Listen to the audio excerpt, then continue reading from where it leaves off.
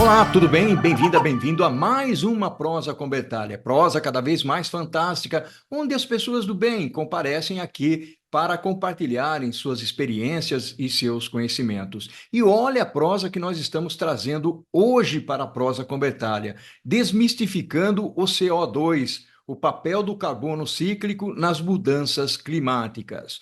O carbono cíclico desempenha um papel crucial na luta contra as mudanças climáticas.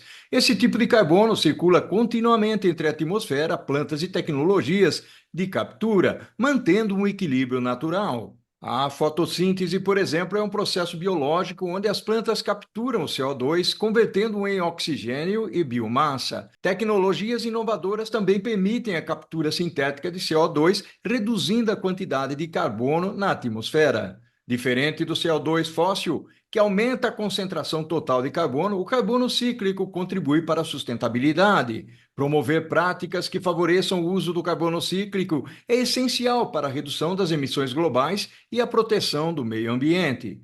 Vamos refletir sobre esse tema fascinante e importante aqui na Prosa com Bertalha, onde a educação e os negócios caminham juntos para trazer muito mais inspiração à sua jornada. E para fazer essa prosa comigo, eu tenho o privilégio de trazer aqui na Prosa com Bertalha o amigo André Ferrarese. Olha só que fantástico receber aqui na Prosa com Bertalha o meu amigo André. André, seja bem-vindo, meu caro. Muito obrigado, Bertalha. Muito bom estar com você aqui hoje. Bacana demais. O André, para nós seguirmos aqui, as pessoas precisam te conhecer, logicamente. Quem é o André Ferrarese? Lógico, lógico. Eu sou engenheiro mecânico, né? Formado pela Escola Politécnica. Também fiz mestrado em engenharia mecânica e trabalho mais de 25 anos com pesquisa e desenvolvimento. Atualmente, eu sou diretor de pesquisa e desenvolvimento da empresa Tupi SA. Que bacana, meu amigo, fantástico, realmente. O André, já vamos lembrar o pessoal aqui para curtir, se inscrever no canal, acionar o sininho de notificação, porque nós colocamos muitos vídeos no canal. O canal tem mais de 500 horas, é isso mesmo, 500 horas de vídeos, cerca de 800 vídeos lá, entre prosas gravadas, as lives. E tudo mais. E pessoas como você, que voluntariamente vem contribuir aqui, tem a nossa gratidão, porque é o conhecimento que vocês estão, de alguma maneira, compartilhando aí. Aí já vão pedir também para o pessoal botar um joinha para você aí, em função dessa contribuição. André, contextualiza esse tema para a gente. E qual que é a relevância desse assunto, meu caro? Acho que é muito importante esse tema, até na introdução que você acabou de fazer, Paulo. A questão do CO2, inclusive, ele é função e razão da origem da vida, né? Se nós não tivéssemos uma certa concentração de gases de efeito estufa na atmosfera, que permitissem que nós tivéssemos uma temperatura adequada para a vida acontecer nesse planeta, nós não teríamos a habitação que temos no nosso planeta. Por sua vez, com a ação do homem, principalmente após a Revolução Industrial, a gente começou a capturar fóssil da Terra e emitir gases de efeito estufa para a atmosfera, aumentando a concentração desses gases e, portanto, aumentando o efeito estufa, né? E como nós hoje temos, entre os diferentes desafios da humanidade, as mudanças climáticas, né? Um principal objetivo é conter o aumento dessa concentração da quantidade de gases de efeito estufa, entre eles o CO2 é o gás de maior volume de efeito estufa. Então, se nós fôssemos capazes de capturar CO2 que esteja na atmosfera, poder fazer uso energético com esse CO2 e depois voltar a emitir esse mesmo CO2 que nós removemos para a atmosfera, o resultado de concentração não aumentaria. E com isso, a gente está indo num caminho de equilíbrio e controle desse efeito de gás de efeito estufa. Então, o CO2 cíclico, que tanto pode ser biogênico, que é aquele da fonte de plantas que capturam o CO2 para então crescer como massa, né? Ou mesmo o chamado CO2 sintético, que é uma captura direta da atmosfera ou de processos emissores de CO2 fóssil, para que a gente possa combinar e formar combustíveis sintéticos a partir daí. Então, são algumas maneiras nas quais a gente tem como mitigador do gás de efeito estufa. Fantástico, esse assunto realmente é um assunto nobre para a gente trazer aqui para a nossa conversa. Aliás, agradecer aí, André, a Célia Queiroz. Célia Queiroz, que tem o evento do Fórum de Manufatura, no qual você vai participar, é uma grande amiga, e esse assunto é um assunto extremamente relevante. Eu queria explorar um pouquinho mais esse contexto do carbono cíclico, André, até buscando, de alguma maneira, a diferenciação entre o carbono cíclico e o CO2 fóssil, embora você de alguma maneira já tenha explorado isso na contextualização. E as empresas entendem essa diferença, o André? Como se encaixa dentro de um contexto que a gente fala muito, as três letrinhas, né? ESG. Não, muito interessante, né? O ESG propriamente é algo muito mais amplo, né, do que a preocupação com o meio ambiente. Inclusive, uma das letras tem a ver com o meio ambiente, né, que é o E de environmental, mas também nós temos outras discussões no ESG sobre as aplicações sociais e a harmonia social, desenvolvimento social da população como um todo, e as atividades de governança da empresa, que traz transparência na realização dos negócios e coisas do tipo. Mas a nossa conversa hoje está muito focada na parte de sustentabilidade propriamente, né? Principalmente ambiental. E aí, um tema bastante importante nessa questão do reconhecimento por parte das empresas, ela hoje acontece em duas perspectivas, principalmente, né? A primeira perspectiva é a preocupação da empresa em reduzir a sua pegada de carbono, que é a sua quantidade de emissões de carbono, principalmente o carbono não cíclico, né, para a atmosfera. E uma das principais atividades que ajudam nesse caminho é a substituição de combustível fóssil utilizado nos processos das empresas, seja, por exemplo, nos veículos de transporte de material, seja, por exemplo, nos próprios processos, fornos, estufas que utilizam hoje combustível fóssil, né? Ao momento que eles trocam esse combustível fóssil por um combustível que tem ou origem sintética ou origem ah, biogênica, né? Então, como biocombustíveis, você começa, apesar de continuar havendo emissões de CO2, essa quantidade de CO2 não aumenta a atmosfera e, portanto, isso reduz a pegada de carbono efetiva da companhia.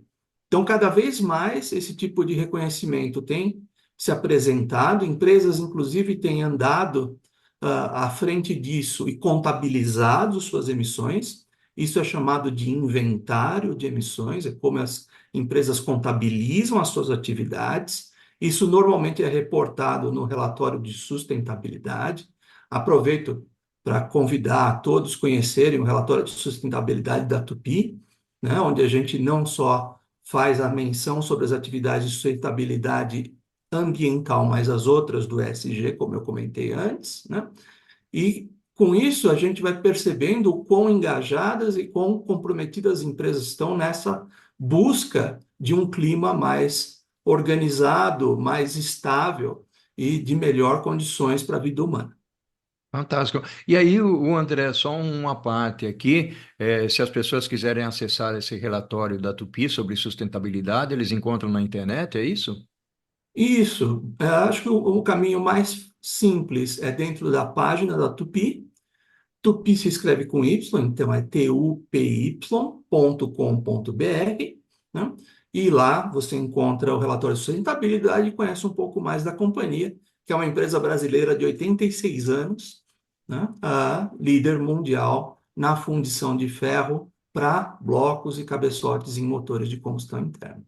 Olha só que legal. E, aliás, vou fazer uma parte aqui, viu, André? Na realidade, se as pessoas quiserem acessar, aqui embaixo nos comentários, né, nós vamos colocar o link para eles acessarem esse relatório. É só clicar no link, né, e aí tem acesso ao relatório também. Muito legal, muito obrigado aí, o André. E o André, você já comentou, inclusive, da importância do carbono cíclico para a sustentabilidade. Uma outra pergunta que eu queria fazer para você.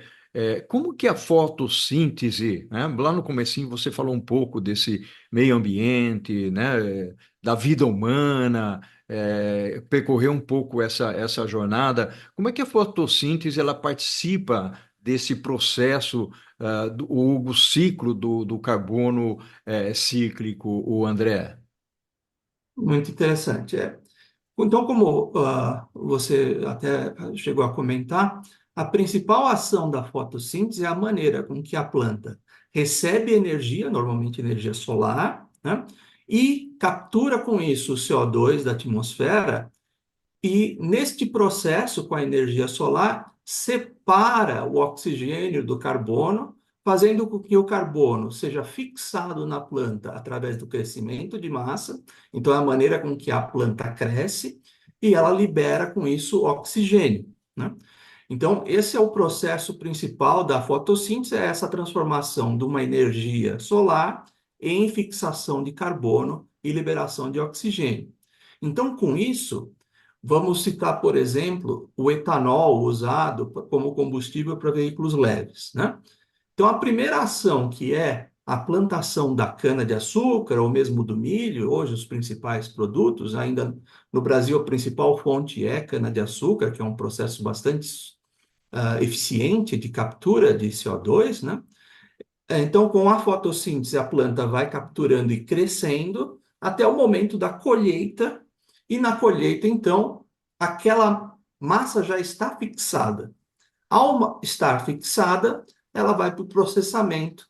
E durante o processamento, ela vai, com isso, agregando algumas energias que podem vir de fonte fóssil, como, por exemplo, os tratores, as colheitadeiras, a utilizarem, por exemplo, diesel, ou mesmo na fermentação, que é um processo que também tem liberação de CO2, mas, ao final, uma vez que esse etanol entre no veículo, quando ele é emitido, ele já equilibrou aquilo que foi capturado. Então, esta parte que foi extra adicionada para o processamento é a pegada de carbono em ciclo completo do etanol. E hoje existem várias maneiras de mitigar essa pegada, por exemplo, substituindo os caminhões e máquinas por combustíveis renováveis. Por exemplo, um bastante comum é chamado de biometano. O biometano, que é fruto da biodigestão de matéria orgânica, né? No caso do etanol, tem muita relação que durante a fermentação, ao sair etanol, sobra vinhaça, que Uhum. ainda tem um poder energético, e essa vinhaça biodigerida forma biometano. Então, a circularidade do processo é muito interessante, porque ela ajuda a substituir o combustível fóssil que processa essa máquina. Ao processar esse combustível com menos pegada de carbono, nós teremos também pegada menor na utilização do veículo leve que vai utilizar o etanol. Então, é um círculo bastante interessante, bem virtuoso da natureza. Que legal, uma verdadeira aula, André. Muito bacana. Realmente está fantástica aqui a nossa prosa. E quando a gente fala em meio ambiente, lógico, rapidinho remete para a mudança climática. E qual que é o impacto do CO2 fóssil, né? E nós estamos falando do CO2 fóssil nas mudanças climáticas, na sua visão, André? Então, isso é bastante interessante, que a gente também precisa fazer uma diferenciação importante, porque essa concentração maior de CO2 na atmosfera, né, ela sempre está ligada a esse aumento de CO2 que não foi capturado antes de ser emitido. Por isso a gente fez a diferenciação com CO2 cíclico, ou biogênico, ou sintético, né? Uhum. E essa concentração que leva ao aumento médio da temperatura que desestabiliza as movimentações do clima ao redor do mundo, intensificam processos meteorológicos, né? Mas uma coisa bastante importante de diferenciar é que quando a gente então fala sobre esse aumento de concentração de CO2, principalmente CO2 fóssil, né? A gente tem duas vertentes importantes que às vezes a gente trata como a mesma coisa, que é a descarbonização e a transição energética, né? Por que que existe essa diferenciação? Não só a queima de combustíveis para gerar energia é que emite gás de efeito estufa capaz de aumentar a concentração de CO2 equivalente na atmosfera. Existem também processos que são químicos ou às vezes biológicos que fazem isso. Então, por exemplo, né, quando a gente tem dejeto de animais solto ao meio ambiente, esses dejetos vão se decompondo e, com isso, emitindo metano para a atmosfera, que é um outro gás de efeito estufa, que, na realidade, tem efeito multiplicador comparado com CO2. Uma vez que a gente tem alguma coisa como 1 grama de metano emitido para a atmosfera, isso é equivalente a 25 a 34 vezes do que o CO2. Então, é 25 a 34 gramas de CO2 equivalente. Por isso que a gente sempre usa esse equivalente no final para colocar todo mundo na mesma conta de CO2. Então, quando a gente, então, impede que esse metano seja emitido, a gente está baixando a concentração a ser emitida na atmosfera, mas o mais importante é se a gente for capaz de capturá-lo e transformá-lo em energia, a gente pode substituir algum outro combustível fóssil. Então, eu citei o caso do etanol, que com a vinhaça produz o biometano, que é esse metano que não vai mais para a atmosfera, mas ele vai para ser substituição do diesel em um caminhão, por exemplo. A gente consegue aí uma descarbonização dupla, evita a emissão de metano e substitui a emissão de diesel, né? Então, essa captura ela é virtuosa. Inclusive, a Associação de Biogás indica que o potencial brasileiro de biometano é da ordem de 70% da energia consumida com diesel hoje no Brasil. Então, é um potencial enorme, mais um potencial bastante interessante do nosso país nesse papel de descarbonização, né? Uau! André, fantástico, meu amigo, realmente muito bom. André, vamos fazer o seguinte, vamos tomar uma água, um cafezinho. Nós estamos aqui terminando a primeira etapa da nossa prosa, e vamos para esse café e para a água. Aqui ouvimos a corujinha cantar, né? Tem uma corujinha que vai cantar aí, e voltamos logo em seguida. Pode ser, André? Claro, podemos ser. Olha só que prosa fantástica nós estamos fazendo aqui, eu e André, muito bacana realmente, falando de um assunto que é extremamente importante e que, logicamente, deve ser aplicado nas organizações e também nas comunidades para a gente ter aí uma natureza mais interessante para nós nesse momento e também para o futuro. O André, eu queria entrar um pouquinho na seara da tecnologia, né? Quais são os benefícios das tecnologias de captura de carbono para o meio ambiente, André? Acho que é muito interessante a sua pergunta, né? Obviamente que eu vou entender isso como o caminho de captura sintética, vamos dizer assim, feita por um equipamento que captura da atmosfera o CO2, né? Porque, obviamente, que o caminho hoje, inclusive até mais eficiente, é a captura por planta, né? Que a gente já comentou, que é o CO2 biogênico através da fotossíntese, né?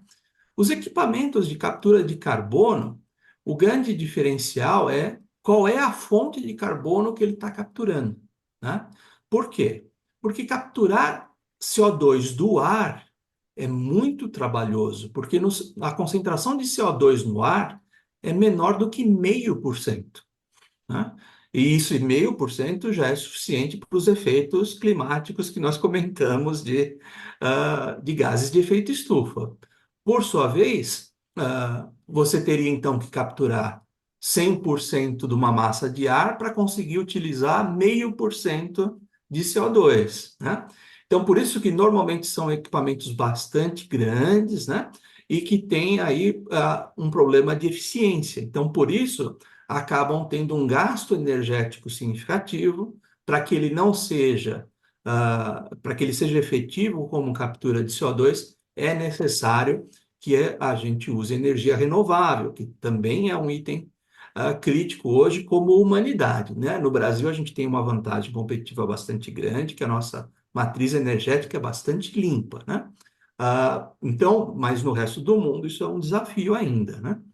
E essa captura de CO2 direta é um caminho, porém, em processamento, e a gente citou, eu vou falar mais uma coisinha do etanol, que nós comentamos antes, né?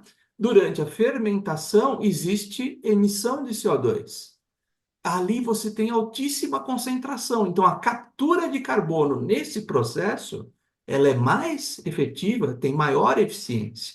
Então, a captura de carbono, ela pode ser feita direta no ar, ou ela pode ser feita também direta de processamentos, como é o caso da fermentação do etanol, como existem fermentações de outros produtos na indústria como um todo. São outras maneiras de capturar rapidamente esse conjunto. Um outro exemplo de captura é, por exemplo, na produção de hidrogênio, né? Ah, o caminho hoje mais tradicional de produção de hidrogênio é a chamada reforma do gás natural. O gás natural, que de maneira muito simplista é o metano, que tem carbono e hidrogênio, é separar o hidrogênio do carbono e esse carbono se junta com oxigênio. Se a gente, então, emitir esse CO2, ele vai ter uma pegada fóssil. Se a gente for capaz de capturá-lo e guardá-lo embaixo da terra, a gente consegue, com isso, trazer uma perspectiva sintética de carbono neutro para o hidrogênio, né? E uma coisa, uma curiosidade, Paulo, é que a gente fica imaginando que guardar o CO2 embaixo da terra vai chegar um momento que não vai ter mais espaço, né?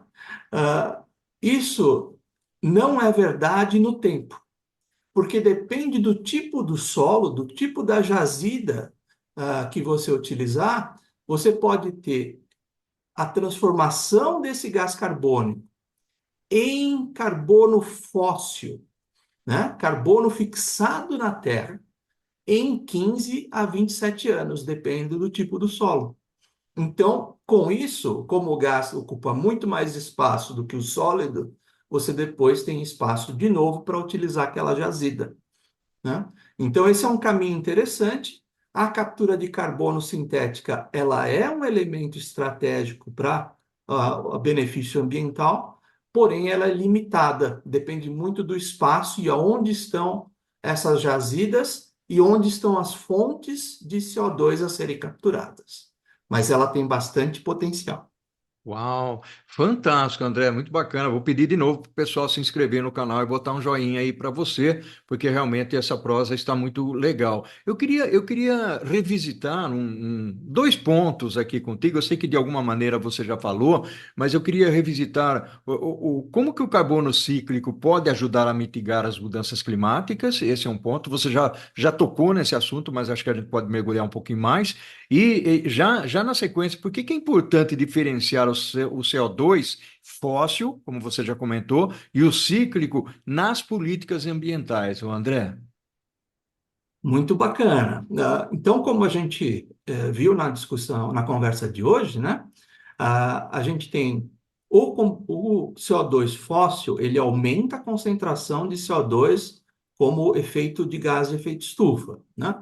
Enquanto o CO2 cíclico, como biogênico ou sintético, ele primeiro captura, então primeiro ele remove CO2 da atmosfera para depois, feito o uso energético dele, retornar para a atmosfera o CO2 sem aumentar a concentração média do efeito estufa, né? Então, com isso, quando a gente fala de política pública, de como a gente vai monitorar sistemas, a gente tem que se preocupar como que a gente faz as medições, né? Então, um grande exemplo que a gente se depara hoje é no meio de transportes, né? Então, quando a gente vê o carro, o caminhão, a motocicleta, eles todos sempre utilizaram motores de combustão interna, então, normalmente você, inclusive, olha para o escapamento e está saindo uma fumaça ali.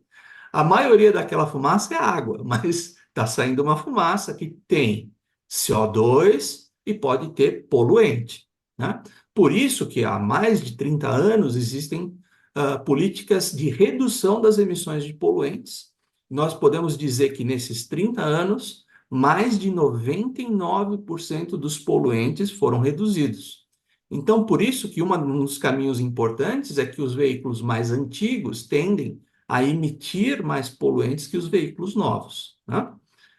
Por sua vez, o CO2 ele não é poluente, né? Então, ele agora está sendo monitorado como um efeito de gás de efeito estufa, né? Então, se você tem uma queima de um combustível fóssil ou de um combustível ou um biocombustível, os dois vão sair CO2 pelo escape. Hum, Então, se você coloca o elemento de controle olhando o veículo, os dois vão emitir CO2, mas você vai estar perdendo a chance de diferenciar que o CO2 fóssil vai aumentar a concentração da atmosfera e o CO2 cíclico não. Qual que é a maneira, então, que se movimentou o caminho de tirar ou não criar esse problema e garantir essa diferenciação do CO2 cíclico com o CO2 fóssil? Foi ampliar o volume de controle, olhando não só qual que é o CO2 que o veículo emite, mas qual é o CO2 que foi produzido ou capturado na produção da energia ou do combustível, que é o processo de fabricação, que no caso do biocombustível tem a captura do CO2. Isso é chamado ciclo do poço à roda, né? Então, esse é um caminho de mitigar e garantir que a gente consiga dar ênfase e importância dessas soluções cíclicas. Porém, é importante a gente ressaltar que ainda existe um outro esforço que é dar mais um passo para frente, que é aumentar o ciclo considerando a produção do veículo, hum. né? Porque quando você produz o veículo, você também tem um gasto energético e um processamento que tem emissões de gases de efeito estufa. E esse ciclo, portanto, se chama do berço ao túmulo. Ele acompanha toda a vida útil do carro e do combustível usado no carro, né? Essa é uma maneira de diferenciar e garantir que no ciclo como um todo a gente olhe todas as emissões existentes, fazendo a diferenciação entre cíclico e fóssil. Uau, fantástico. O André, realmente é um privilégio tê-lo aqui falando sobre esse assunto, porque eu tenho participado muito de eventos, de convenções, congressos, e essa profundidade ela é extremamente importante, principalmente para as lideranças, das indústrias. Muitas vezes a gente fala de ESG, nós falamos de sustentabilidade, mas ficamos numa napinha, né? Ou seja, numa capa muito rudimentar ou muito, diria, muito generalista, não vai numa profundidade, até para entender o que está acontecendo. E você está trazendo esse assunto, que é um assunto extremamente relevante. Eu queria tocar um outro assunto, o André. Eu sei que você já falou alguma coisa, inclusive quando você falou de tecnologias, que são normalmente equipamentos grandes para poder fazer aí a captura do carbono. Que outros desafios, porque se são máquinas grandes, devem ser máquinas custosas, alto investimento, né? Conscientização das pessoas, dói o bolso, né? Ou seja, não é simplesmente olhar para frente, olhar para o futuro e começar a investir. O que você falaria sobre esse assunto, André? Sim, acho que existem diferentes caminhos, né? Um caminho muito importante, a gente já citou hoje, né? É diminuir as emissões de metano, inclusive isso foi um acordo da COP alguns anos atrás, né? Que os países vão ter um grande ênfase a reduzir metano, uma vez que ele tem maior potencial de gás de efeito estufa do que o próprio CO2. Nesse esforço, toda essa questão de capturar o metano e usá-lo energeticamente para substituir outro fóssil é um caminho importante, usando aí o caminho do biocombustível. Além disso, a descarbonização de processos de fabricação de combustível também são elementos importantes. Por exemplo, né? ah, ah, Quando a gente faz o refino de petróleo, existe a chance, inclusive, de reduzir pegada do próprio fóssil. Hum. Quando a gente faz refino do petróleo, a gente usa metanol. Normalmente, no mundo, a gente usa metanol fóssil, né? Que normalmente vem da reforma do gás natural e a produção, com isso, do metanol. Hoje em dia, com o processo de produção de hidrogênio de baixo carbono, é possível combinar hidrogênio e CO2 para formar um metanol, né? E a gente teria aí um metanol verde, se esse hidrogênio veio de energia renovável ou mesmo de fontes biocombustíveis, né? Então, com isso, a gente também reduz a pegada do próprio fóssil, né? Então, esse é um caminho importante, assim como o desenvolvimento de máquinas, né, com o uso de combustíveis diferenciados, né? Hoje, por exemplo, a gente tem desenvolvido tratores a etanol, né? Tratores, máquinas colheitadeiras, elas demandam uma quantidade de horas de funcionamento muito grande, né? Então, elas precisam de combustíveis líquidos que deem autonomia, né? Bastante quilômetros sem um tempo de carregamento, né? Então, por isso, o etanol é um caminho bastante importante, como em países que não teriam acesso ao etanol, o metanol a partir de hidrogênio renovável também é uma maneira de fazer esse tipo de trabalho. Então, é um caminho bastante interessante e no Fórum de Manufatura eu vou apresentar os desenvolvimentos em torno da combustão do hidrogênio. A combustão do hidrogênio, que é o hidrogênio de baixo carbono, que ele pode ser feito por eletrólise, separando da água o hidrogênio e o oxigênio, ou através da reforma, como nós citamos, do gás natural, capturando o CO2, né? Mas também pode vir de outros processos, como a reforma do próprio etanol, né? Então, são caminhos no qual, obtendo o hidrogênio, nós conseguimos trazer ao motor de caminhão a mesma potência e torque de um motor diesel, né? E com isso, diminuindo a dependência de um combustível fóssil, garantindo com isso que a gente faça trabalhos cíclicos. Neste caso, não é a máquina que vai estar emitindo CO2, vai ser a produção do combustível que é cada vez menos dependente da emissão de CO2 ou trabalhando com a captura de CO2. São exemplos desse caminho de descarbonização. Uau, muito legal, muito fantástico realmente esse ponto. Nós estamos chegando ao finalzinho da nossa prosa aqui, e realmente estou gostando, estou adorando essa prosa, até porque você está trazendo aqui um nível de profundidade bastante importante para essa nossa conversa, para essa nossa prosa. Eu queria investir um tempinho seu, né, absorver o seu Claro. conhecimento aí, caminhando para o lado de o que que as empresas precisam fazer para conscientizar as pessoas, as suas lideranças, a caminhar nessa direção de aumentar o uso do carbono cíclico, o André. Esse é um ponto importante que você está citando, Paulo. E a gente também tem uma preocupação, inclusive, em determinadas discussões, em diferentes fóruns, a gente tem apresentado um termo que a gente tem chamado de descarbonização viável, né? Porque, às vezes, a gente acaba dando enfoque muito grande a soluções bastante complexas, apesar de interessantes do ponto de vista de tecnologia, mas que ainda não estão prontas o suficiente para apresentar um custo acessível, né?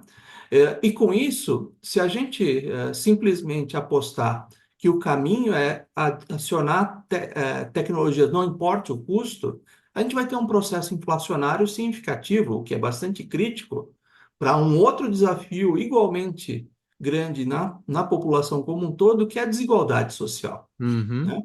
Hoje, por exemplo, os cidadãos da África subsaariana consomem de 10 a 15 vezes menos energia do que outras áreas do mundo.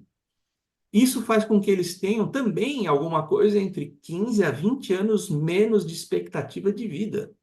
Energia é vida e é uma parte importante para vencer a desigualdade social. Então, essas soluções de descarbonização, elas são urgentes, né? Porém, a gente tem que dar bastante ênfase às soluções que nos ajudem a caminhar por perspectivas econômicas. Então, por exemplo, eu citei aqui a ideia do metano, do biometano, a ideia do etanol, são caminhos hoje e que a gente praticamente não tem impacto significativo na vida útil operacional em termos de custo. Inclusive, do ponto de vista de custos operacionais, muitas vezes a gente tem redução dos custos operacionais utilizando esse tipo de tecnologia.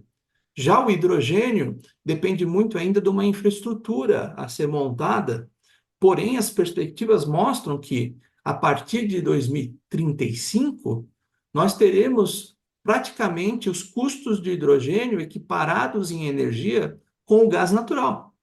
O que significa que usar gás natural ou usar hidrogênio vai ter o mesmo custo. Uhum.